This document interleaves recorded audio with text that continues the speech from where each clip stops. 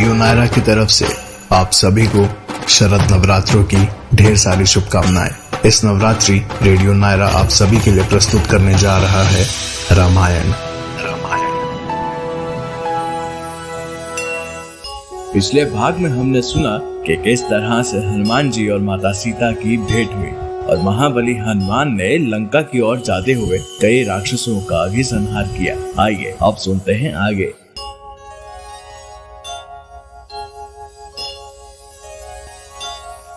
लेकिन माता सीता से मिलने के बाद हनुमान जी को बहुत जोरों से भूख लगी थी, तो हनुमान जी अशोक वाटिका में लगे फलों को खाने लगे।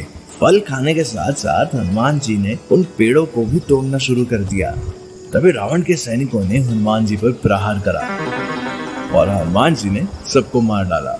जब रावण को इस बात का पता चला कि एक वानर अशोक वाटिका में उत्पात मचा रहा है, तो रावण ने अपने बेटे अक्षय कुमार को हनुमान जी का वध करने के लिए भेजा। लेकिन हनुमान जी ने अक्षय कुमार का ही वध कर डाला।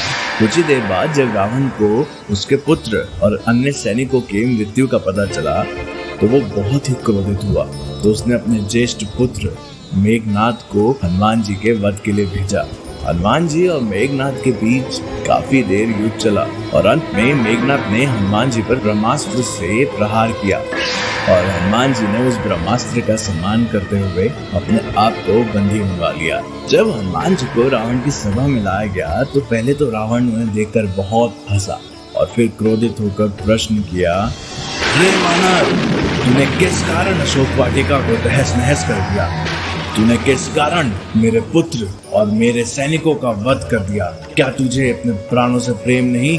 ये सुनकर हनुमान जी ने कहा, ये रावण, जिसने महान शिव धनुष को एक हाथ से उठाकर तोड़ डाला हो, जिसने खर, दूषण, त्रिशिरा और बाली का संहार करा हो और जिसकी पत्नी का तूने हरण किया है, मैं उन्हीं प्रभु श्री राम का दूत हूँ।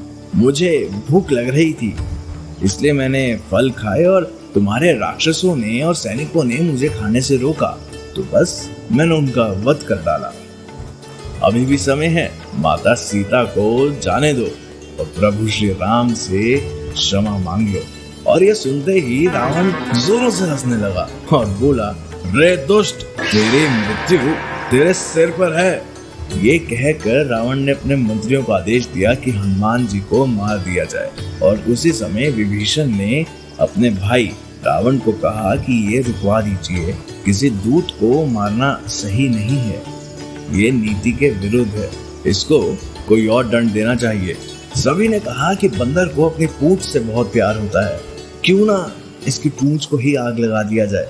और जैसे ही वहां सब ने हनुमान जी की पूंछ में आग लगाई, अब हनुमान जी तो ठहरे चंचल।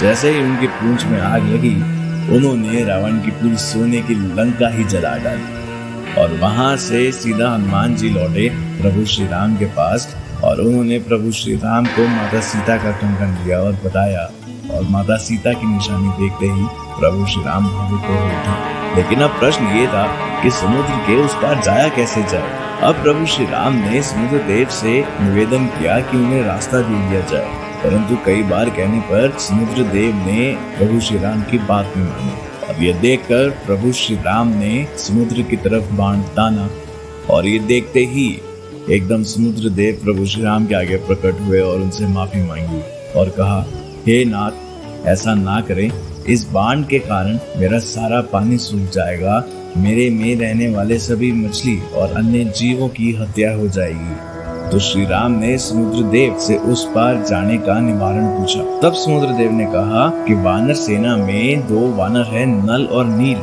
उनसे मेरे ऊपर लंका तक आप पुल बनवाइए और जिस भी पत्थर पर आपका नाम लिखा होगा वो पत्थर तैरेगा। जैसे जैसे श्री राम के नाम के पत्थर समुद्र में गिरते गए और राम सेतु का निर्माण होता गया और इसी सेतु के कारण वानर सेना और प्रभु श्री राम अगले छोर तक भी पहुंच गए। इसके आगे की कहानी इसके अगले भाग में। जय श्री राम।